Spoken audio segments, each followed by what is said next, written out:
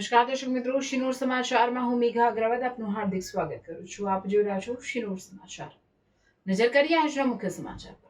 Shinor police સ્ટેશનમાં નોંધાયેલા ચોરીના 2 ગુનાઓમાં સંડોવાયેલા અને છેલ્લા 5 વર્ષથી નાસ્તા ફરતા આરોપીને વડોદરા પેરોલ ફલો સ્કૂલે ઝડપી પાડી કાયદેસરની કાર્યવાહી હાથ ધરી છે. પોલીસ મહાનિરીક્ષક સંદીપસિંહ, વડોદરા વિભાગ, વડોદરા ગ્રામ્ય પોલીસ અધિક્ષક સુશીલ અગ્રવાલ તેમજ ઇન્ચાર્જ પોલીસ અધિક્ષક CN ચૌધરીના માર્ગદર્શન હેઠળ ઓપરેશન પરાક્રમ અંતર્ગત તારીખ 27 મે 2026 થી 5 જૂન 2026 દરમિયાન વિશેષ ડ્રાઇવનું આયોજન કરવામાં આવ્યું હતું.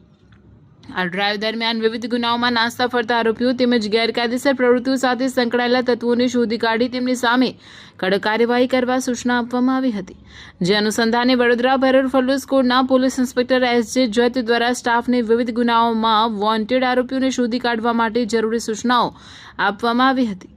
આરોપીઓના સંભવિત રહેણાંક સ્થળો પર વોચ ગોઠવવામાં આવી હતી, માહિતી એકત્રિત કરવામાં આવી હતી તેમજ વિશ્વાસુ બાતમીદારોને સક્રિય કરી પરિણામલક્ષી કામગીરી હાથ ધરવામાં આવી હતી.